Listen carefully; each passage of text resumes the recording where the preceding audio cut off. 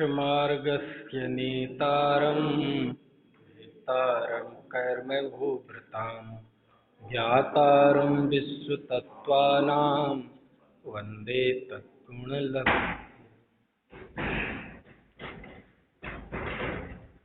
तत्वार सूत्र छठवां अध्याय आश्रव के कारणों पर हम बात कर रहे हैं। कल नरक और त्र्यंच इन दो आयु के कारण पढ़े थे। 15वें सूत्र में बात आई थी नरक आयु कैसे होती है।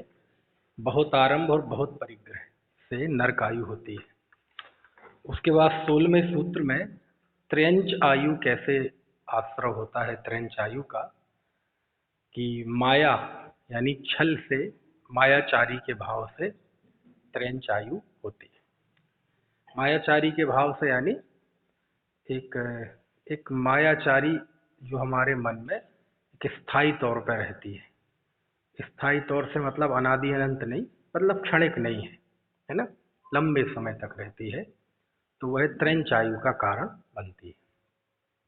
इसमें जो सूत्र में तो मैंने बताया था, सूत्र में तो बात इशारे में आती है, यानी उन्होंने बहुत सारे विकारी भावों को छोटे से एक सूत्र में शामिल कर लिया, लेकिन अकेले उस सूत्र से है ना यदि तृप्ति ना हो तो फिर हमें उनकी टीकाओं का सहारा लेना चाहिए। और जो टीकाओं में तत्वार सूत्र की जो प्रसिद्ध टीकाएं हैं, आचार्य देवनंदी पूज्यपाद स्वामी की सरवार सिद्धि, आचार्य अकलंक स्वामी की राजवार्तिक आदि आदि और भी हैं, आचार्य विद्यानंद की श्लोक वार्तिक है। तो बहुत सारी टीकाओं में से इस टीका की व्याख्या में और कौन से बिंदु लिए गए जो त्र्यंच आयु के कारण होते हैं वो इसमें उन्होंने दिए हैं, तो वो एक बार अपन पढ़ लेते हैं। 3-4 तो शायद कल पढ़ भी लिए थे। त्र्यंच आयु के कारण यानी किस कारण से कोई त्र्यंच होता है ना, यानी ज्यादातर दुनिया में त्र्यंच ही है, ठीक है ना। संसारी प्राणियों में त्र्यंच सबसे ज्यादा है, क्योंकि 1 इंद्रिय, 2 इंद्रिय, 3 इंद्रिय, 4 इंद्रिय, असंगी पंचेंद्रिय तक तो सब त्र्यंच ही होते हैं। देव तो संगी पंचेंद्रिय ही होते हैं, नारकी तो संगी पंचेंद्रिय ही होते हैं, मनुष्य है ना, अभी संबूर्छन छोड़ दो तो ये सब संगी पंचेंद्रिय होते हैं। लेकिन 1 इंद्रिय, 2 इंद्रिय, 3 इंद्रिय, 4 इंद्रिय ये सब तो त्र्यंच ही होते हैं एकांतता, और इन्हीं की संख्या ज्यादा है। जो अनंत है जीव में, अनंत कहते हैं ना जीव, तो 2 ही तरह के जीव अनंत है, या तो सिद्ध भगवान या निगोदिया, और वो निगोदिया त्र्यंच में आते हैं। तो त्र्यंच गति सबसे ज्यादा वैरायटी भी देखेंगे आप तो त्र्यंचों में है। 1 इंद्रिय से लेके पंचेंद्रिय तक तो होते ही हैं, और तो ये तो है इंद्रिय की दृष्टि से। शरीर अवगाहन की दृष्टि से भी देख लें तो सूक्ष्म निगोदिया कोई जीव है, दिखाई नहीं देता आंखों से, है ना, तो वो भी त्र्यंच है, और हाथी भी त्र्यंच है, डायनासोर भी त्र्यंच है। हालांकि देखा किसी ने नहीं, लेकिन कल्पनाओं में तो है ही ना और महामक्ष भी त्र्यंच है। असंख्यात असंख्यात असंख्यात है। सबसे ज्यादा सिद्ध है अनंत या फिर निगोदिया है। 2 इंद्रिय से लेके पंचेंद्रिय तक तो सारे असंख्यात ही है, न केवल त्र्यंच। मनुष्य, देव, त्र्यंच चारों गतियों में असंख्यात है। तो क्या बता रहा था मैं कि सबसे ज्यादा विविधता इसी में होती है ना। तो कहते इतनी जो जब हम छेढ़ाला में त्र्यंच गति के दुखों का वर्णन पढ़ते हैं, हालांकि त्र्यंचों के दुखों को जानने के लिए जरूरी नहीं है कोई बहुत बड़े बड़े शास्त्र खोल के देखे। त्र्यंचों के दुख तो हमें आंखों से सामने दिखाई देते ही हैं। सर्दी, गर्मी, भूख, प्यास, बद बंधन आदिक दुख घने, कोटि जीव तय जात न भने। तो कितनी भयंकर पीड़ाएं होती हैं त्र्यंचों के। हालांकि उनमें भी पुण्य पाप होती है। एक देसी कुत्ता है बेचारा, मारा मारा फिरता है। एक वो कुत्ता है विदेशी कुत्ता, जिसे हम पालते हैं, खरीद के लाते हैं, है ना, तो उसकी परवरिश तो ऐसी होती है कि हमारे हिंदुस्तान में इंसानों से भी ज़्यादा लेकिन फिर भी कष्ट बहुत है ना। कत्ल खानों में जाके देख लो आप, कितने कष्ट हैं।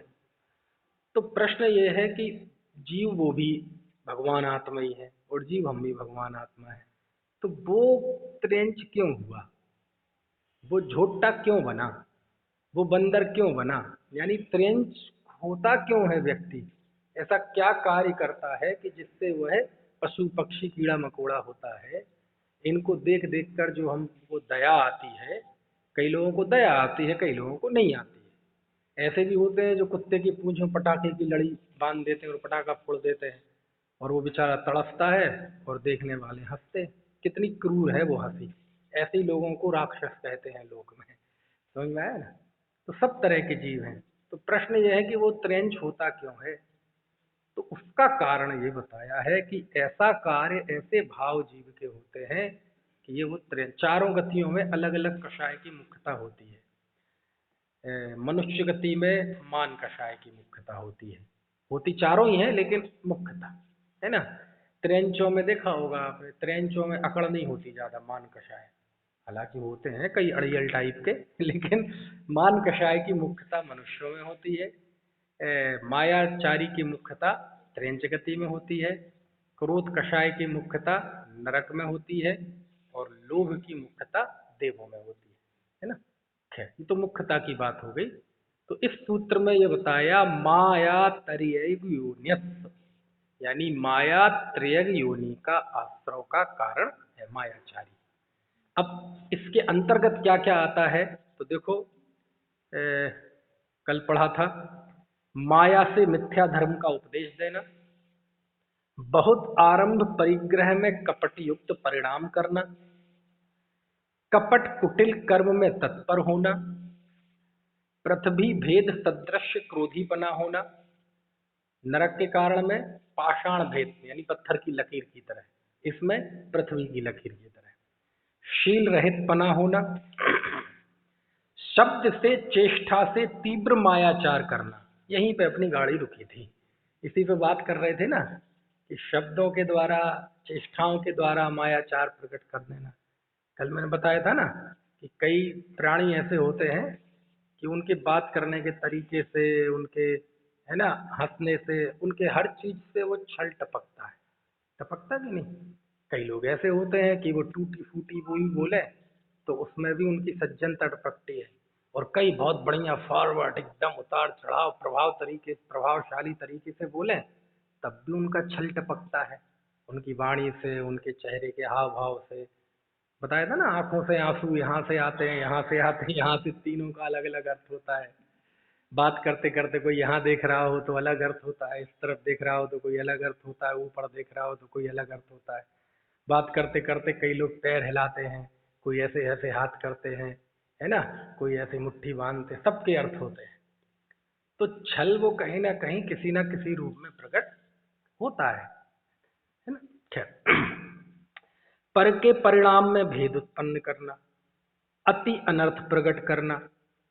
अति अनर्थ प्रकट करना मतलब बात थोड़ी सी है लेकिन उसे ऐसा लंबा चौड़ा करके बताना कि सामने वाला बिल्कुल चित्त हो जाए।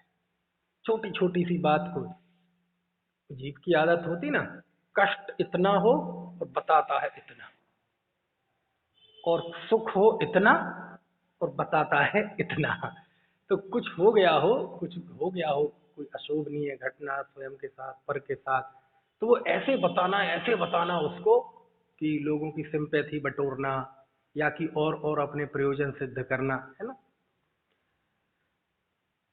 गंध रस स्पर्श का विपरीत पना होना, मिलावट वगैरह करते ना ये। जाति कुल शील में दूषण लगाना, यानी आपके दूसरे का कुल जाति में उसमें दूषण लगा देना, है ना। विसंवाद में प्रीति रखना, मतलब कई प्राणी होते ना जिनको झगड़ा ही अच्छा लगता है, शांति, आराम से लोग बात करें, सुख शांति से रहे, प्यार से रहे, तो बर्दाश्त नहीं होता। समझ में है ना। उसे वो खुरापात ही दिमाग में आती है। विसंवाद अच्छा लगता है, झगड़ा अच्छा लगता है ना। जैसे वो असुर कुमार जाति के देव होते ना, नारकियों को लड़ाते हैं मजा आता है, ऐसी इस जीव की भी प्रवृत्ति होती है। दूसरों के उत्तम गुणों को छिपाना, है ना, और अपने में जो गुण नहीं है उन्हें भी बतलाना, यानी पर निंदा और आत्म प्रशंसा। ये तो आप देखेंगे और भी अभी आगे आएंगे, जितने जितने बुरे कर्म के आश्रय हैं उन सब में ये तो प्रायः कॉमन है, प्रायः कॉमन है। क्यों? आत्म निंदा, आत्म प्रशंसा और दूसरे की निंदा, दूसरों के गुणों को छुपाना। कदाचित कोई कोई किसी की तारीफ भी कर रहा हो तो बात बदल देना, अजी तुम्हें नहीं पता। और इतना आदमी, इतना आज के आदमी को इतना काफ़ी है कि चार लोग किसी आदमी की तारीफ कर रहे हो, अब आपको पसंद नहीं आ रही तो आप जाके क्या कह देंगे, अजी बस रहने दो, आप नहीं जानते अभी, ठीक है, बस जितना जाना उतना बहुत है, इतना कह दिया बस, आपने सबके मन में संशय का बीज बो दी। अच्छा आपसे ही पूछ लिया जाए, बताओ क्या दिक्कत है, जी हमें भी कहाँ पता क्या दिक्कत है, हमें तो पसंद नहीं आ रही तारीफ। समझ में आया ना? तो ऐसे कोई डायलॉग डिलीवरी कर देगा, ऐसे कोई संवाद छेड़ देगा कि वो तारीफ एक तरफ रखी रह जाएगी। समझ में आया ना? भाई साहब मेरा मुंह मत खुलवाओ, मैं बस खोल दो ना, नहीं है कुछ नहीं, लेकिन वो ऐसी बातें बोल देगा कि सामने वाले के मन में संदेह उत्पन्न कर देगा। तो कई जीव होते हैं उन्हें किसी की बर्दाश्त नहीं होती तारीफ, ऐसे बहुत सारे जीव हैं, मुझे भी ध्यान आ रहे हैं, है ना? आप में से भी कोई हो तो आत्मावलोकन करने लगे, मुझे पता नहीं ज़्यादा, कि वो किसी की तारीफ नहीं सुन सकते। आप उनके सामने किसी की तारीफ करके बता दो और वो बर्दाश्त कर ले जब जाने। लेकिन वही व्यक्ति जो किसी की तारीफ बर्दाश्त नहीं करता, लेकिन जिसकी तारीफ हो रही हो उससे कोई काम हो, समझ में आए ना? और पता चल जाए कि यदि मैं उसकी तारीफ करूंगा तो ये उसे जाके बताएंगे और खुश हो जाए, तो फिर चार और जोड़ेगा, फिर तो जो उसमें गुण नहीं है वो भी उसमें बताएगा, है ना? कई होते हैं ना खुशामद करने वाले, हैं, तो ऐसे होते हैं। और ये तारीफ आरीफ भी ऐसे होती है। कई बार तो बहुत साल पहले मैंने एक कोई व्यंग पढ़ा था, तो उसमें एक व्यंग्यकार थे, नाम नहीं आ रहा किसका, तो उसमें कहते कि आपने देखा होगा जैसे कभी किसी की शोक सभा होती है, शोक सभा, तो कई बार तो मैं भी ऐसी शोक सभा में फंस जाता हूँ कि जिनका देहांत हुआ है मैं उन्हें जानता नहीं, उनके परिवार वालों को नहीं जानता, किसी को नहीं जानता, लेकिन कभी कभार इत्तेफाक बन जाता है। एक बार मैं दिल्ली गया कहीं, तो बोले शास्त्री जी चलो आप आधे घंटे का टाइम दो मेरे लिए। मैंने कहा क्यों? तो फ्री बैठे, चलो मेरे साथ। मैंने कहा चलो। कहाँ ले गए थे? अब दुनिया में कितनी अनुमान लगा ले यार, कहाँ ले जा रहे हैं? कोई कल्पना कर सकता है कि श्रद्धांजलि सभा में ले जा रहे हैं? अब मुझे ले गए, मैंने कहा कहाँ ले जाए भाई? देखा कि वहाँ फोटो टंगी है, माला टंगी है, और उठाल दिया और उनने जाके फुसफुसा दिया पीछे और पर्ची लिख के दे दी और बोले डॉक्टर मनीष शास्त्री, खतौली, उस समय मेरठ नहीं रहता था, खतौली रहता था मैं, आए। अब मैं ना जानता ना एक लेना एक ना देना दो, अब मैं क्या बोलूं भाई? परिचित हूँ, जानकार हूँ उनके, ना जानकार हूँ उनके परिवार के, जानकार हूँ तो कुछ बोलूं, है ना? तो ऐसे कई बार क्या होता है कि मरने के बाद तो सबकी तारीफ होती है, आज तक मरने के बाद तो कभी किसी की बुराई हुई नहीं। और कई बार उसमें कोई गुण ना हो, लेकिन मृत्यु की सभा में तो हम इतने गुणग्राही हो जाते हैं, इतने बड़े गुणग्राही, पता नहीं कहाँ कहाँ से छांट छांट के, है ना? तो ऐसी एक व्यंग्यकार ने लिखा, बोले जो दिवंगत आत्मा है, इतनी महान आत्मा थी, इतनी महान आत्मा, हमेशा स्वदेशी अपनाते थे, स्वदेशी आंदोलन को हमेशा बढ़ावा दिया, और उनके स्वदेशी प्रेम का ही कारण है कि उन्होंने कभी विदेशी को हाथ भी नहीं लगाया। विदेशी मतलब शराब को। हमेशा स्वदेशी पिया करते थे, कभी विदेशी को हाथ नहीं लगाया। खूब। बोले धार्मिक इतने थे कि हमेशा लक्ष्मी नहीं, लक्ष्मी छाप बीड़ी पिया करते थे। और कोई बीड़ी का ब्रांड आता होगा, लक्ष्मी छाप, है ना, लक्ष्मी छाप बीड़ी पिया करते थे। और उन्हें इतना ज्यादा भाषाओं का ज्ञान था कि जब उनकी लड़ाई होती थी तो कई कई भाषाओं में गालियां दिया करते थे वो, इससे उनके भाषा ज्ञान का पता चलता है। और उनकी चित्रकारी कभी भी आप कोई ऐसे बहुत लंबा उसमें था, तो कहने का आशा ये था कि इस व्यक्ति मतलब आम तौर पे जिसके अंदर में कुटिलता है, इसके मुंह से क्या तारीफ और क्या निंदा। इसकी न निंदा का कोई अर्थ होता है और इसके मुंह से निकली हुई ना प्रशंसा का कोई अर्थ होता है। विवेकी पुरुष के मुंह से निकली हुई प्रशंसा प्रशंसा होती है, और विवेकी पुरुष यदि बुराई करे तो वो सच्ची प्रशंसा होती है, वो प्रशंसा होती है सच्ची, है ना। रहीम का नाम सुना आपने? रहीम, रहीम दास, हिंदी के एक बहुत बड़े कवि हुए हैं। अकबर के वो जो था ना, बैरम खान, अकबर का सेनापति, उसका लड़का था अब्दुल खान खामा रहीम, और हिंदी के बहुत बड़े कवि हुए हैं। और उनके जो दोहे हैं, मतलब जवाब नहीं उन दोहों का। मतलब हमारे जैसे जिन धर्म में, जिन आगम में जो ताकत कुंद कुंद देव के बचनों में है ना, बहुत गजब। ऐसे साहित्य के क्षेत्र में जहाँ सुभाषित युक्ति की बात आती है, नीति दोहों की बात आती है, वहाँ रहीम दास सबसे ऊपर है। उन्होंने एक दोहा लिखा, बहुत ही अजब, बहुत गजब। दुर्जन की कृपा बुरी, भलो सुजन को त्रास।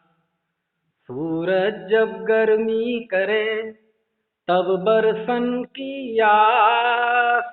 समझ में तो नहीं आया? नहीं, इतने जल्दी आना नहीं चाहिए समझ में, नहीं तो मजा नहीं आएगा, उसका स्टैंडर्ड गिर जाएगा। है ना? क्या लिखा? दुर्जन की कृपा बुरी। वाह! दुर्जन यदि आप पे कृपा कर रहा है ना, एहसान कर रहा है, मदद कर रहा है आपकी, तो बहुत बुरा है। और उस समय आपको अच्छा लगे, उस समय आपको दुर्जन नहीं लगेगा, वो उस समय तो बड़ा सज्जन लगेगा। लेकिन आपकी उस कृपा के एवज में पता नहीं क्या क्या आपसे कराएगा वो। दुर्जन की कृपा बुरी, भलो सुजन को त्रास। और यदि कोई सज्जन है, वो आपको त्रास दे, दुख दे, वो आपके लिए भला है ना। आप देखो बच्चों को माँ बाप की डांट कैसी लगती है? बुरी। और कोई गलत संगति में पड़ जाए तो वो गलत दोस्त, उसकी बातें कैसी लगती हैं? बहुत अच्छी। गुरुजी की डांट कैसी लगती है? बुरी। बड़े बुजुर्गों की बातें कैसी लगती हैं? बुरी है। तो वो यदि आपको प्रताड़ित कर रहा है सज्जन व्यक्ति, और हूबहू ऐसी ही एक गाथा भगवती आराधना में है। जब मैं भगवती आराधना पढ़ रहा था, तो ये गाथा पढ़ रहा था, तो गाथा के बगल में मैंने पेंसिल से लिख लिया था ये नोट, उस पे ही रहीम का दोहा, दुर्जन की कृपा, बिल्कुल वही बात उसमें थी प्राकृत में, कि दुर्जन की कृपा बुरी है, उसका एहसान मत लो, और सुजन का त्रास अच्छा है।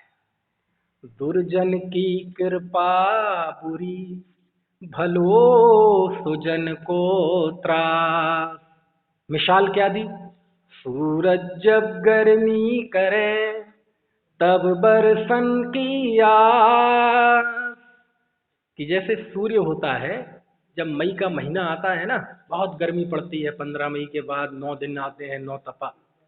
तो उन दिनों में जब बहुत तेज गर्मी पड़ती है, तो कहते घबराओ मत, ये गर्मी पड़ रही है, इस बात का प्रतीक है कि इस बार बारिश बहुत अच्छी होगी, है ना।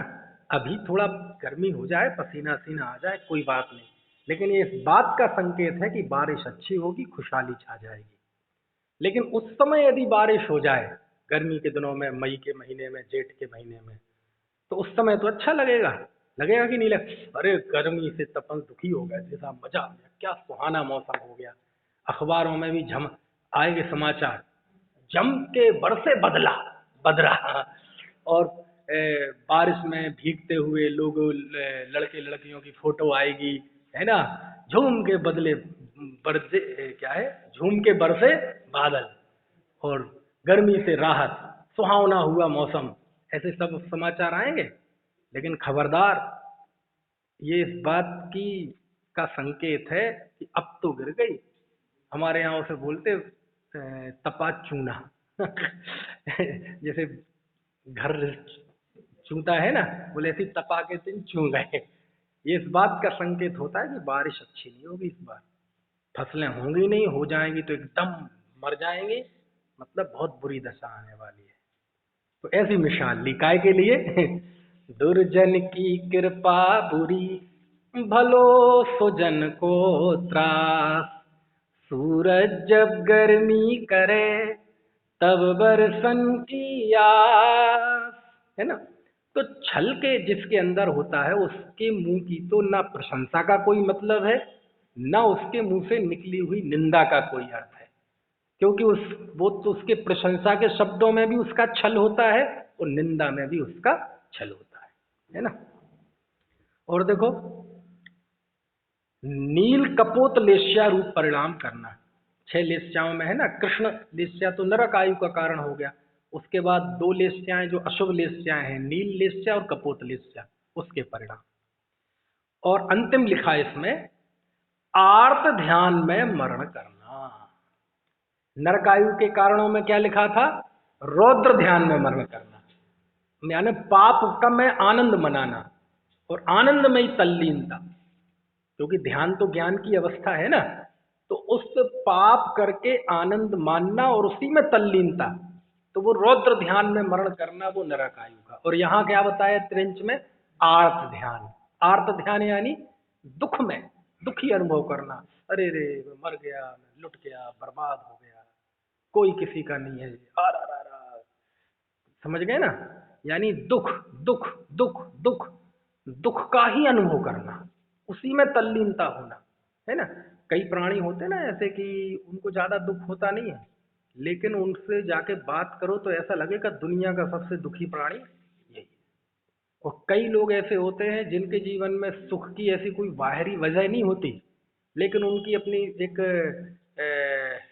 है ना लाइफ स्टाइल ऐसी होती है ना, जीने की कला इस तरह की होती है कि अभाव में भी, परेशानियों में भी, है ना, अस्वस्थता में भी वो बहुत आनंद में रहते हैं। तो ये हर व्यक्ति की अपनी सोच और उसकी, है ना, लाइफ जी की स्किल जो होती है उस पर निर्भर करता है। ठीक है ना, आर्ट ऑफ लाइफ।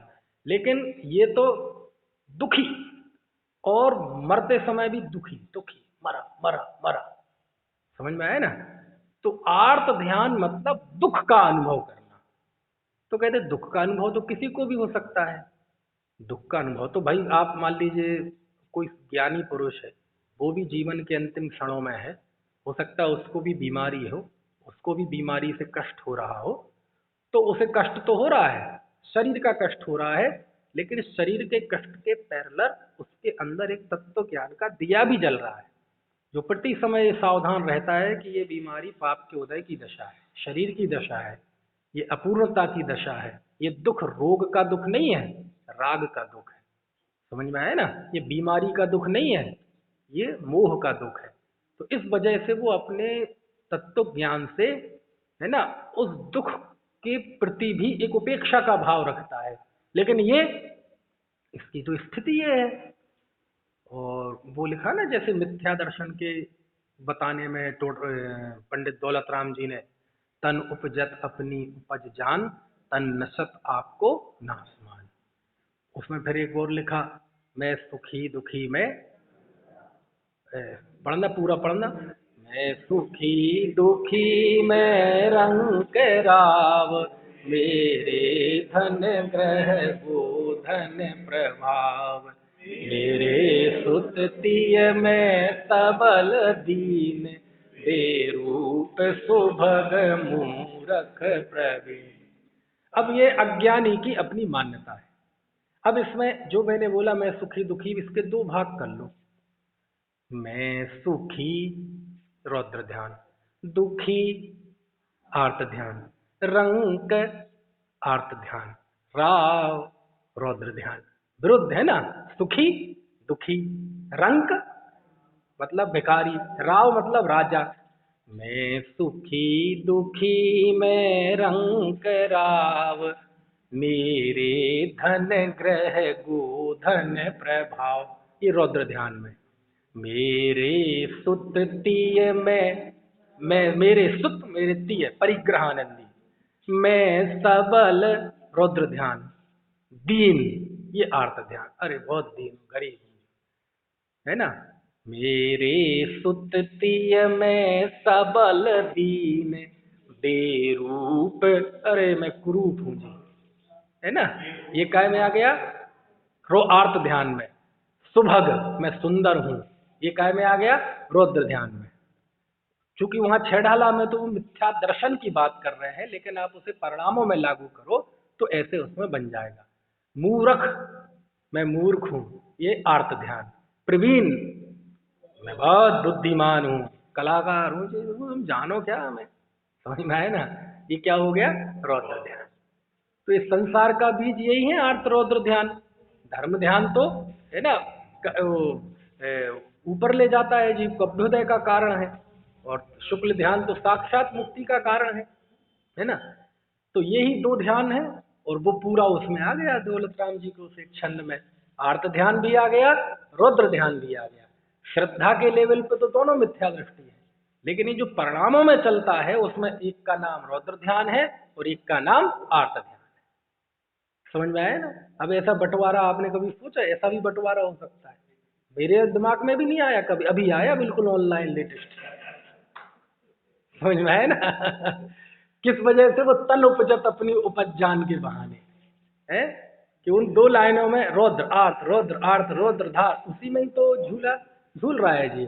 जैसे मुनि छठवें सातवें गुण स्थान में झूला झूलते हैं, ये अज्ञानी कहाँ झूला झूलता है, आर्त में रौद्र में, आर्त में रौद्र में है। अच्छा, मैं सुखी दुखी मैं रंग राव, मेरे धन ग्रह गोधन प्रभाव, मेरे सुततिय में सबल दीन, बेरूप सुभग मूरख प्रवीण। अंतिम समय में जिससे रौद्र ध्यान होता है, तो वो किस चीज का होता है, उस समय तो उसका कमाया हुआ कुछ नहीं है, मतलब वर्तमान में तो पड़ा हुआ है बिस्तर पे। अब का तो कुछ लेट रिसेंटली अभी का तो उसके पास कुछ नहीं है ना, सब पुराने पे ही तो इतरा रहा है। मेरे पास रूप है, रुपया है, प्रभुत्व है, गाड़ियां हैं, बंगले हैं, ठीक है।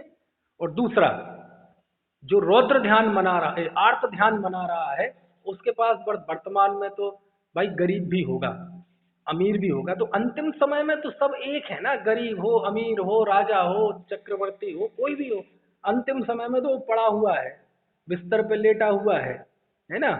डॉक्टर ने मना कर दिया है कि अब दवा से काम, अपने यहाँ तो दुआ से भी नहीं चलता। ना। तो उस स्थिति में आके तो सब एक हैं, क्या राजा, क्या रंग, क्या चक्रवर्ती, सब एक हैं। क्योंकि चंद समय बाद, कुछ मिनट बाद, घंटे बाद, एक दो दिन बाद मौत तो आनी है। और उस समय ऐसा नहीं कि बड़ा आदमी है तो कोई मतलब बड़े बड़े पकवान खाएगा, ऐसा बादाम का हलवा खाएगा। उस समय तो अमीर भी होगा तो वही भी, वो दाल का पानी, वो गरीब होगा तो वो भी क्या, वो भी दाल का पानी पिएगा। समझ में आया है। तो वो जो गरीबी अमीरी का फर्क तो बाहर के उस पर पड़ता है, कि अमीर होगा तो वो कोई, यदि हॉस्पिटल में होगा तो 5 स्टार हॉस्पिटल में होगा, गरीब होगा तो बेचारा कोई सरकारी उसमें पड़ा होगा, मच्छरों में, है ना। घर पे भी होगा तो वो बंगले में होगा या अपनी झोपड़ी में होगा, लेकिन होगा वही 2x6 की उसमें, निसहाय असहाय, हड्डियां निहार रही हैं, है ना। इतना ही फर्क होगा। तो उस समय जो अकड़ है वो वर्तमान की नहीं है, वो सारी अकड़ है वो पुरानी है। अरे जी मेरा क्या वैभव था जी, मेरे ये है, मुझे ये है। वर्तमान दुख वर्तमान में भोग रहा है, अहंकार वर्तमान में कर रहा है, लेकिन अटैच किससे है, पुराने, है ना। तो ऐसे ही, इसलिए तो कहते भूतकाल सपना, भविष्यकाल कल्पना, वर्तमान अपना। तो हर व्यक्ति वर्तमान को यदि देखे, तो मान लीजिए मैं वर्तमान में देखूं अपना, तो वर्तमान में मैं कौन हूं, 41 साल का आदमी। मान लीजिए 15 साल में पहले का वर्तमान क्या था, 26 साल का नौजवान। और पीछे चले जाएं 10 साल की उम्र में क्या था, 10 साल का बालक। तो हर समय का संयोगों का वर्तमान तो बदलता जाता है। अभी 70 साल का हो जाऊंगा, मैं बुजुर्ग हूँ, तो हर समय का वर्तमान तो बदलता गया है। लेकिन यदि देखा जाए उस समय का वर्तमान में बुजुर्गता तो क्षणिक, लेकिन आत्मा तो था। 10 साल की उम्र में आत्मा तो था, यदि इतनी सी चीज समझ में आ जाए कि एक आत्मा है जो वर्तमान में हर समय में, आप किसी भी परिस्थिति में रहे, मनुष्य त्रैंच देव नारकी, लेकिन आप हर काल में, हर समय में, भूत वर्तमान भविष्य, आप हर समय आत्मा रहते हैं, जानने देखने वाले तत्व रहते। इतनी सी चीज है बस धर्म, बस इसका ही नाम है वेद विज्ञान। और ये ना हो तो आर्थ और रौद्र ध्यान है, इतना सा तो है सब, है ना। तो दुखी दुखी दुखी दुखी दुखी, एक विदाई की बेला है उपन्यास, सुना है नाम? विदाई की बेला बड़े दादा ने लिखी थी, अब तो उनका स्वर्गवास हो गया। हमने पढ़ी थी वो उसी समय जब कनिष्ठ 11वीं 12वीं में थे। हम लोग मजाक में बोलते थे विदाई का कटोरा क्योंकि पहले एकदम नया बच्चा कोई बेला एला समझते नहीं। अब बेला बेला क्या होता है, सुबह की बेला, शाम की बेला। तो कोई ऐसा मतलब हिंदी भाषी था, हिंदी भाषी नहीं था, तो वो बोले क्यों जी बेला क्या होता है। तो हम लोग थोड़ा खुरापाती टाइप के तो रहते ही थे और बुंदेलखंडी, तो कहे यार बेला मतलब होता कटोरा तो बोला अच्छा अच्छा। तो वो हमारे उस कोर्स में तो थी, लेकिन ऐसी रूटीन की पढ़ाई वाले कोर्स में नहीं थी, स्वाध्याय में थी। तो वो ऑफिस में गया, तो वो लाइब्रेरी वाले से बोलना, उसे लेना था। भाई साहब 2 पुस्तक दे दो, विदाई का कटोरा तो बड़ी अच्छी उपन्यास थी, मतलब बहुत अच्छी उपन्यास थी। तो वो विदाई की बेला में एक दृश्य आता है कि एक बुजुर्ग है, और वे बुजुर्ग हैं बिल्कुल मतलब जैसे बुजुर्ग होते हैं, ज़्यादा घूम फिर नहीं पाते, चल फिर नहीं पाते। और जब तक चलते थे ठीक थे, लेकिन फिर उनके दोस्त भी बन गए थे, वो पार्क में घूमने जाते थे ऐसा, तो तबीयत खराब हो गई, तो पड़े हुए हैं। तो जब 1-2 दिन नहीं आए तो उनके मित्र मिलने गए, क्या हुआ, तो बोले क्या हो गया, तो तबीयत खराब हो, तो पड़े हुए हैं। उनसे कहा अरे यार, मतलब तुम इतनी बुरी दशा है, तुम इतने बीमार हो, वो पड़े हुए हो क्यों, लो तुमने हमें खबर तक नहीं की। क्या खबर करता, अरे बुजुर्ग आदमी है, तो विदाई की बेला है, तो काय की बेला है, तो विदाई की बेला है, अब इसमें क्या किसको खबर करना। चलो चलो एकदम उसे खांसी आई, पानी वो उठा के दिया कि क्या बात है, बूढ़े आदमी तुम पड़े हो, तुम बीमार हो, मरने को हो रहे हो, हैं, कहाँ है तुम्हारे बेटे बहू, कहाँ है, समझ में नहीं आता। इसके लिए पैदा किया था तुम्हारे लिए, जीवन भर तुमने किया, और तुम पड़े हो, तुम्हें कोई पानी देने वाला नहीं है। समझते नहीं हो, बेटे को बड़ा मैंने काय के लिए किया, इसलिए कि वो हमारे यहाँ बैठा रहे, बूढ़े के यहाँ खांसी देखता रहे हमारी। अरे हर आदमी अपने बेटे को कामयाब इसलिए तो करता है कि वो अपना काम करे। अरे वो अपनी दुकान चला गया, यहाँ क्या करेगा वो तो रुकना चाहता था कि पिताजी आज मैं नहीं जा रहा, आपकी तबीयत ठीक नहीं है। मैं नहीं उसे जबरदस्ती करके भेजा, बेटा ये तो बुढ़ापा है, लगा ही रहता है, चलो चलो। अरे वो सब ठीक है, चलो वो तो बेटा है, बहू की तो ड्यूटी है ना, बहू कहाँ है, बहू तो समझ गए, बहू मतलब पुत्र वधू, है ना। अरे सुबह से उठती है जल्दी 5-4 बजे, पूरा घर का काम, झाड़ू पोंछा, बच्चों को तैयार करना, स्कूल भेजना, टिफिन तैयार करना, फिर बेटे का खाना खिलाना, हमें खिलाना, और फिर इतने काम धाम होते हैं उसके। दोपहर में आके उसकी ऐसी थक जाती है, मैंने उससे कहा बेटा तू आराम कर लिया, समझ में। अजीब आदमी है यार ये तो बिल्कुल। बेटे कहाँ है, बेटे मतलब नाती पोते कहाँ है, उनको खबर नहीं लेनी चाहिए कि दादाजी तुम्हारे बैठे हैं, बाबा जी जरा उनकी, इस बुढ़े के पास क्यों बैठेंगे। अरे वो तो हमें बहुत, हमने ही कहा कि बेटा एक दिन संडे का मिला है, अरे चलो जाओ खेलाओ। अब बताओ ऐसे आदमी को कौन दुखी करेगा कोई कर सकता है, कर सकता है क्या कोई। और बिल्कुल हू बहू इसी परिस्थिति में, हू बहू इसी परिस्थिति में कोई दूसरा बुढ़ा हो तो बिफर जाए, समझ में आए ना। वो दो जो मिलने वाले आए हैं वो बाकायदा नेगेटिव रोल अदा कर रहे हैं, वो परस्पर तुम्हारे अंदर आर्त ध्यान पैदा करने की कोशिश कर रहे हैं, कर रहे कि नहीं है, उकसा रहे हैं। लेकिन वो आदमी है कि, तो ये सब चीजें आप क्या सोचते हैं, आप विचार क्या करते हैं, आपकी जो वर्तमान स्थिति है उसका वजह आप क्या देखते हैं, है ना।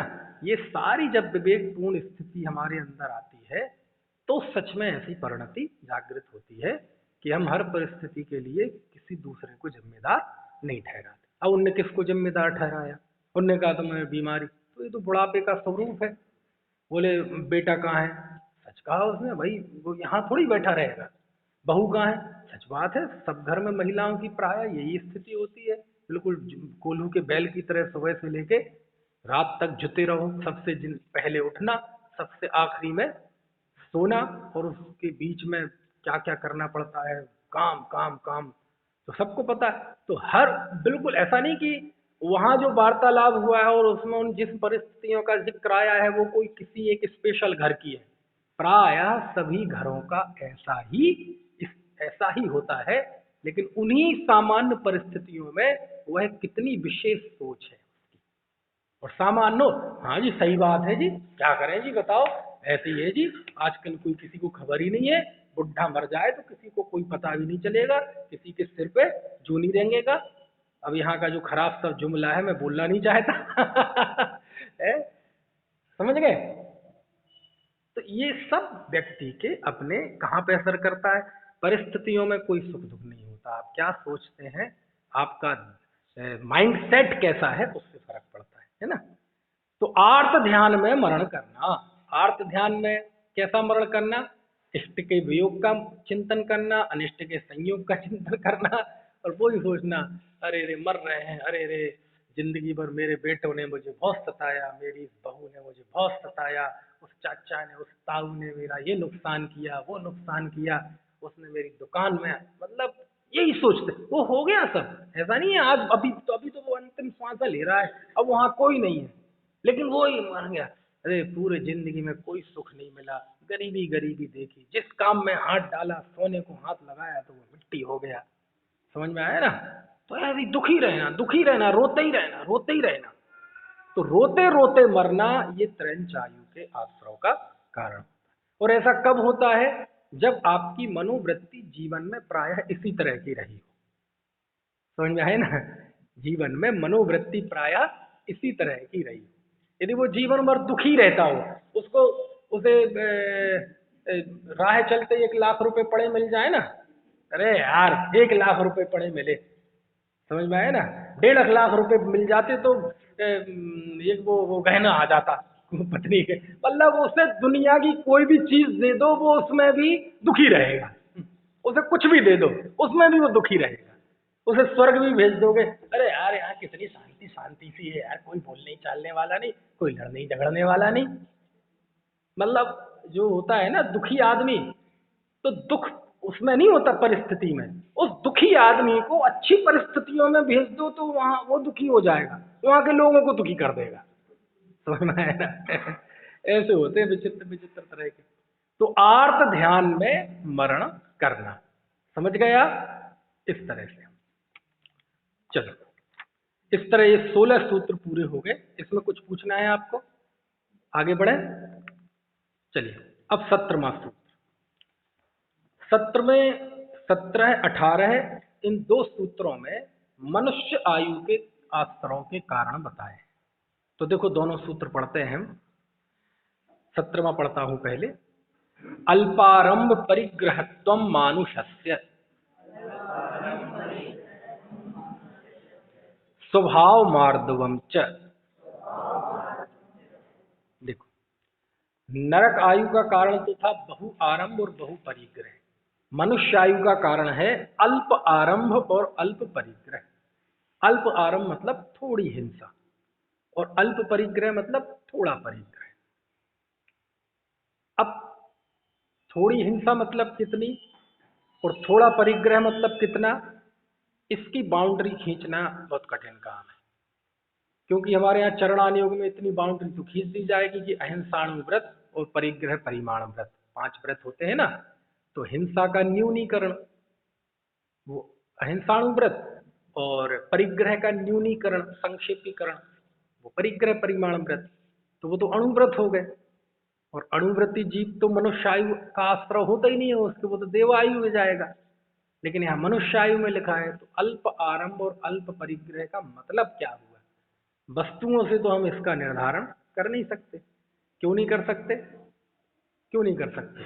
क्योंकि बड़ा सेठ हो, बहुत परिग्रह उसके, वो भी मनुष्य गति में जा सकता है, मनुष्य आयु में आश्रव कर सकता है। और एक कोई झोपड़पट्टी वाला कंगाल हो, वो भी नरक में जा सकता है। तो अब इसका बाहर की वस्तुओं से तो कोई हम ऐसे विभाजक रेखा नहीं खींच सकते कि इतना परिग्रह करेगा तो मनुष्य आयु और इससे ज्यादा करेगा तो नरक आयु, है ना। ऐसी हिंसा का है ना।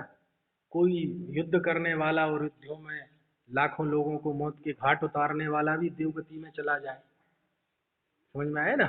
और कोई जीवन भर एक मच्छर भी ना मारे तो भी नरक गति में चला जाए।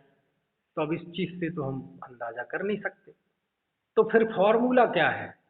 फॉर्मूला वही है जो मैंने कल बताया था, स्वभाव, है ना। स्वभाव मतलब जैसे परिग्रह का अर्थ होता है ममत्व परिणाम। ममत्व परिणाम, किसी वस्तु को अपना मानना, ये परिग्रह है। तो अल्प परिग्रह मतलब ममता परिणाम कम होना, ममत्व का परिणाम कम होना, यही है ना। किसी के किसी के 1 लाख रुपए का नुकसान हो जाए, तो किसी के 1 लाख रुपए का नुकसान हो जाए तो उसके प्रति इतनी ममता रहेगी कि उसे ऐसा लगेगा जीवन समाप्त हो गया जी, समाप्त हो जी, मर गया, बर्बाद हो गया, ये हो गया, मरने को तैयार। और दूसरे किसी के 1 लाख रुपए का नुकसान हो जाए तो दुख तो होगा, कोई बात नहीं, अब इतना ही था, उतना ही उसका पुण्य था, अब वो पुण्य क्षीण हो गया, चला गया, कोई बात नहीं, आना होगा, दोबारा आ जाएगा, ज्यादा चिंता नहीं करना। तो काम तो दोनों के एक से ही हुए हैं, लेकिन इसके ममत्व परिणाम बहुत अधिक है और इसके ममत्व परिणाम कम है। रहित दोनों ही नहीं है, तो फर्क काय का आ गया? रुपए तो दोनों ही के 1-1 लाख गए हैं। तो ऐसा भी हो सकता है जिसके 1 लाख गए हों और वो मरने पर उतारू हो सकता है वो रईस आदमी हो, उसके जीवन में 1 लाख का कोई खास महत्व ना हो, और जिसके 1 लाख गए हैं उसके जीवन में 1 लाख का बड़ा महत्व होगा। लेकिन वो क्या सोचता है, कोई बात नहीं, ठीक है, चले गए, है ना। ये तो लक्ष्मी का स्वभाव ऐसे ही होता है, आज यहाँ है कल वहाँ है, लक्ष्मी चंचला होती है ना। आने युग आता है, जाने युग जाता है, ये तो हम अहंकार करते हैं। तो ममत्व परिणाम में कितना फर्क आ गया, समझ में आया ना। तो ये ममत्व परिणाम का नाम है बहुआरंभ और अल्पारंभ, बहुपरिग्रह अल्परिग्रह। ऐसे हिंसा का भाव, है ना। किसी जीव के हिंसा का भाव इतना ज्यादा होता है कि वो बड़े संकल्प पूर्वक, मैं तो मारूंगा, पीटूंगा, मैं तो उसे खरी खरी सुनाऊंगा। एक दूसरा होता है, कोई बात नहीं, सामने स्थिति बन गई, कह दिया, नहीं कहा तो कोई बात नहीं। कई बार ऐसा होता है ना, देखो कि दो लोगों के साथ एक सी परिस्थिति घटित हुई, किसी ने बुरा भला कह दिया, तो एक आदमी सोचता है एक बार सामने आने दो, देख लूंगा ऐसे, और वो उसके अंदर क्रूरता का भाव स्थायी तौर पर ऐसा जमा रहता है, मारूंगा उसे, छोड़ूंगा नहीं। और एक दूसरा आदमी तुरंत सुन के तो गुस्सा आया, लेकिन कुछ देर बाद हो सकता है कुछ ऐसा उसे भी गलत इन्फॉर्मेशन मिल गई हो, समझ में आया ना। मतलब वो अपने ही आप में उस हिंसक भाव से निकलने के रास्ते निकाल लेता है। हो सकता है कुछ हो गया हो, गलत फहमी का शिकार हो गया हो, चलो कल देखेंगे, बात करेंगे, है ना। और 3-4 दिन नहीं मिला, 1 आध हफ्ते बाद मिला तो भूले ही गए। और जी जय जिने, और जी क्या हाल है, अरे जी उस दिन आपके विषय में ऐसे, अच्छा अच्छा, अरे अब हो गया कि सब तो चलता रहे, कोई बात नहीं, समझ गए ना। तो एक ही चीज एक के साथ घटी, और वो हफ्ते बाद भी मिला ना तो बिल्कुल भरा बैठा था, आंखें लाल, और ये हफ्ते भर में ऐसे ही, है ना। तो सब जीवों के अंदर का एक, वही मैं बात कह रहा हूं, एक अंदर का एक स्वभाव बन जाता है।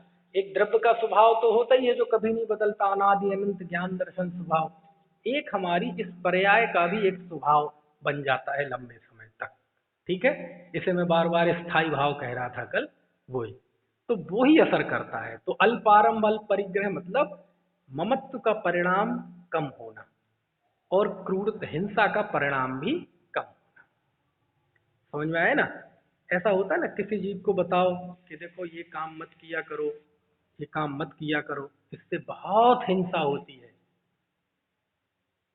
तब भी उसके सिर पे जू नहीं रहेगा। और दूसरे को वही हिंसा कर रहा है लेकिन उससे कहो ये काम मत किया करो, अच्छा जी बहुत हिंसा का कार्य है, ठीक है जी अब कल से नहीं करना। तो करते दोनों ही थे उसके पहले, ठीक है। जैसे किसी को कहा उदाहरण के लिए, चलो अपने बीच में शराब वराब की बात क्यों करें,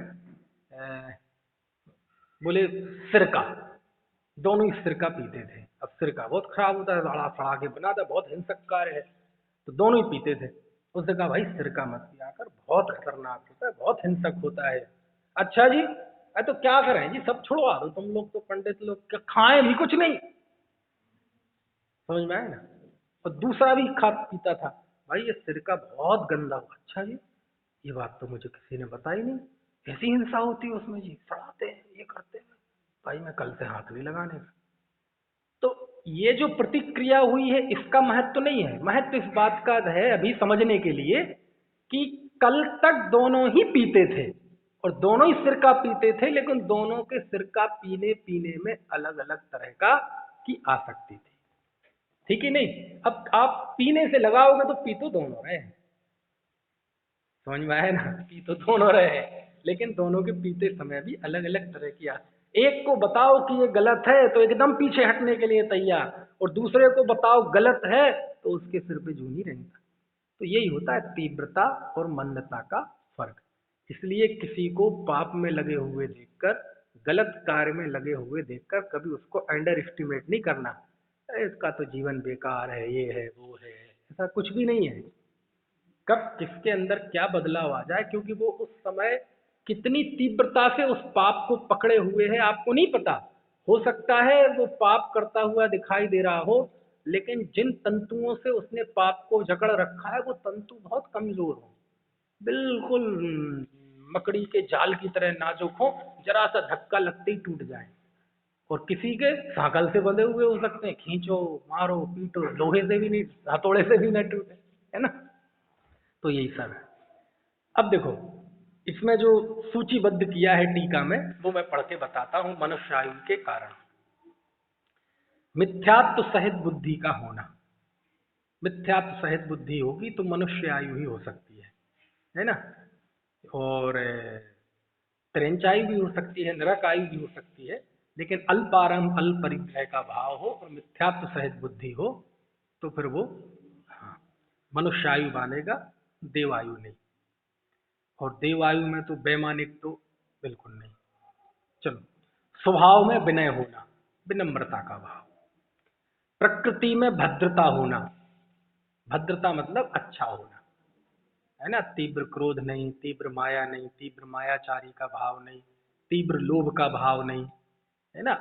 कोई थोड़ा कुछ कहे तो जल्दी दया आ जाना, हृदय भीग जाना, है ना, ज्यादा लफड़ों झगड़ों में नहीं पड़ना, इस तरह का विनम्रता का भाव होना।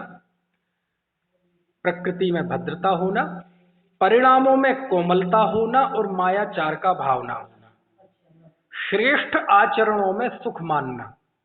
श्रेष्ठ आचरण नहीं लिखा अभी, लेकिन श्रेष्ठ आचरण को अच्छा मानता है। हो सकता है उसके जीवन में अभी वैसी पवित्रता ना हो, लेकिन ये मानता है कि ये ऐसा नहीं होना चाहिए, पवित्रता होनी चाहिए। यही बहुत बड़ी बात है। कई आदमी तो पाप करता है और उसे जस्टिफाई करता है। समझ में आया ना, पाप करना पाप है और पाप को जस्टिफाई करना महापाप है। हिंसा करना हिंसा है और हिंसा को जस्टिफाई करना महाहिंसा है ना। छल करना पाप है, हिंसा है ना, विकार है, और उसे जस्टिफाई करना, क्या करें जी करना पड़ता है, उसे अच्छा मानना, ये बहुत बड़ा पाप है ना। बालू की रेखा के समान क्रोध का होना, नरक के लिए कैसी थी, पत्थर की रेखा के समान पाषाण में। त्रेंच के लिए कैसी थी, धरती जमीन की रेखा, और ये कैसी है, बालू की रेखा। जैसे अपन वो स्वस्तिक बना देते ना चावलों का, तो कितने जल्दी हट जाता है, ऐसे ही रेत की कोई रेखा बनाई हो तो कितनी कच्ची होती है। तो ऐसा क्रोध होना, एकदम क्रोध आ जाए, अच्छा अच्छा ठीक है ठीक है ठीक है ठीक है ना। विशेष गुणी पुरुषों के साथ प्रिय व्यवहार होना, है ना। गुणवानों के, गुणी जनों को देख हृदय में मेरे प्रेम उमड़ आवे। थोड़ा आरंभ और थोड़ा परिग्रह रखना, संतोष रखने में रुचि करना, मतलब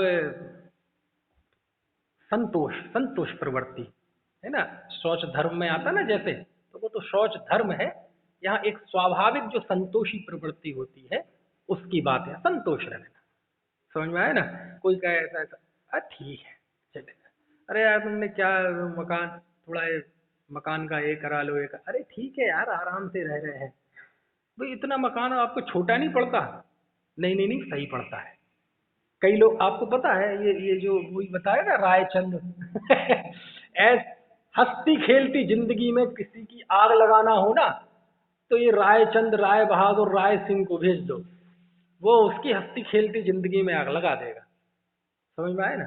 वो बढ़िया, उसे आपने बुलाया, उसे चाय पिलाई, नाश्ता पिलाई, और आधे घंटे 1 घंटे रुक के जाएगा तो आपको असंतोष, आपके संतोषमय जीवन में कंकड़ फेंक के जाएगा, ठहरे हुए पानी में कंकड़ फेंक के जाएगा, है ना। वो तो खुश है अपने उसमें, लेकिन कहेगा यार जैन साहब ऐसा करो आप, अब आपकी बेटी की शादी भी होनी है, मेहमान आएंगे, अब यहाँ से ऐसा एक बढ़िया सा सोफा बनवा लो।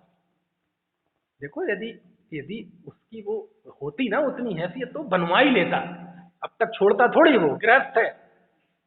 और नहीं है, नहीं बनवाया मतलब अभी नहीं है उसके, लेकिन आप ऐसा कंकड़ फेंक के चले जाओ। अब आप तो कंकड़ फेंक के चले गए, अब उसके संतोष आ जाएगा। पत्नी से कहे तो सही रहे थे जी, अच्छा नहीं लगता, सच बात है पुराना हो गया जी, आजकल वो 10 सीटर का जमाना है, और वो लॉन्चर और ऐसे वो बढ़िया सेंटर टेबल और ये और वो। अब तुमने लगा दी ना आग घर में ऐसे होता है ना। कभी किसी को ऐसी सलाह मत दो कि उसकी इंद्रियाभिलाषा, चकाचौंध के प्रति आकर्षण बढ़ जाए। समझ में आया ना। उल्टा भी तो कर सकते थे आप गए। स्थितिकरण क्या होता है, साधर्मी साधर्म स्थितिकरण कैसे करता है, ऐसे ही तो करता है? अथवा क्या करते हैं, किसी के यहाँ शादी हुई, अब चूंकि दिखावे का चलन इतना ज्यादा है कि वो जरूरत से ज्यादा पैसा खर्च करता है। क्यों करता है खर्च? कर्ज लेके करता है, प्रॉपर्टी बेच के लड़की की शादी में 1000 1200 रुपए के भाजी के डिब्बे बांटता है। क्यों करता है? उसकी हैसियत नहीं है, लेकिन करता क्यों है? लोगों की टीका टिप्पणियों से बचने के लिए। क्यों? क्योंकि जब उसके यहाँ शादी नहीं हुई थी और जब किसी दूसरे के यहाँ शादी हुई थी, और जब वहाँ की शादी से दावत से होके आए, 4 लोग आपस में बात कर रहे थे और उसकी दावत अच्छी नहीं रही, उसका इंतजामात अच्छा नहीं था, तो इतना बुरा बुरा कह रहे थे उसके लिए कि जब वो ये टिप्पणियाँ सुनता है तो वो मन में ठान लेता है कि मैं जमीन बेच दूंगा, लेकिन मैं अपनी बेटी की शादी करूंगा तो बहुत आलीशान करूंगा, उसके लिए भले ही फिर जीवन भर में कर्ज चुकाऊंगा। तो ये जो दिखावे की प्रवृत्ति बढ़ी, ये सब क्यों बढ़ी? हमारी टीका टिप्पणियों की वजह से। समझ में आया ना। कर्तव्य क्या था लोगों का? समाज किस लिए होता है, सोसाइटी किस लिए होती है? कि लोगों का आलंबन करे, स्थितिकरण करे, उसका बल बढ़ाए, कि यदि कहीं कोई है तो 10 लोग जाके उसको घर को कहें, देख भाई ऐसा है, लोगों का तो आएंगे, खाएंगे, है ना, लिफाफा देके चले जाएंगे। आपके निजी जीवन से आप कैसे कर रहे हैं, क्या कर रहे हैं, और उसके लिए आप कितना कर्ज लेंगे और जीवन भर चुकाएंगे, कोई आम आदमी आपके उस दुख दर्द में संवारने और उसमें सहयोग करने नहीं आएगा। इसलिए देखो, हम सब समाज वाले हैं, अध्यक्ष जी हैं, मंत्री जी हैं, सब लोग हैं, ऐसा है। आप जितना आपका हो इंतजामात, 100 रुपए का है तो 90 रुपए का इंतजामात करना।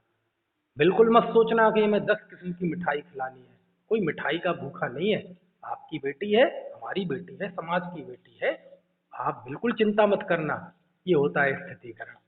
लेकिन हमारी आपस की टीका टिप्पणी ऐसी हो जाती है, आपको पता नहीं है कि हमारी जो छींटा कशी होती है ना, छोटी छोटी, जो कितनी दूर तक जाती है, कितनी मतलब लोगों के जीवन बर्बाद कर देने वाली होती है। और यदि हमारे आपस की बातचीत यदि स्थितिकरण वाली हो, कि साहब हम तो सुना है उनके घर में ऐसा हो गया, आपस में बात करो। नहीं नहीं, देखो कोई, अब देखो उनके यहाँ ऐसी परिस्थिति बनी तो कई बार टेंशन में होता है, कर दिया व्यक्ति ने, कोई बात नहीं, अपन बात करेंगे। तो तीसरा जो खड़ा रहता है बड़ा प्रभावित होता है कि देखो उसके घर में ऐसी स्थिति बनी, लेकिन लोग आपस में क्या बात कर रहे हैं, ये कर रहे हैं कि चलो अपन देखते हैं, बात करते हैं, परिस्थिति ऐसी आती है। तो दुनिया में सबसे ज्यादा यदि माहौल बिगड़ता है और बनता है तो कैसे? हमारी टीका टिप्पणियों से। टीका टिप्पणियां किसी समाज को बना देती हैं और टीका टिप्पणियां किसी समाज को बिगाड़ देती हैं। अच्छा ईमानदारी से बताना, सास बहू में झगड़े होते हैं, भाई भाई में लड़ाइयाँ होती हैं, तो कौन किसी को कोई छुरा मार देता है? कौन किसी को, सास बहू कोई उसके गला काट देता है, आंखें निकाल लेता है? फिर भी जीवन भर खून के प्यासे काय के लिए रहते हैं? बोलने से ही तो रहते हैं, उनने ऐसा कहा, उनने ऐसा कहा, उनने ऐसा कहा। कोई किसी को इतना सा भी शारीरिक कष्ट पहुंचाता है, कोई किसी का कोई धन छीन लेता है, किसी के जेवर छीन लिए, किसी की दुकान छीन ली, किसी के पैसे लूट लिए, फिर भी एक दूसरे के दुश्मन काय के लिए? जिब्बा से। तो ये सब चीजें हैं, है ना, लिखा ना। चलो, और बाकी की बात, ये मनुष्यायु की हो रही थी, बाकी की बात अगले सप्ताह।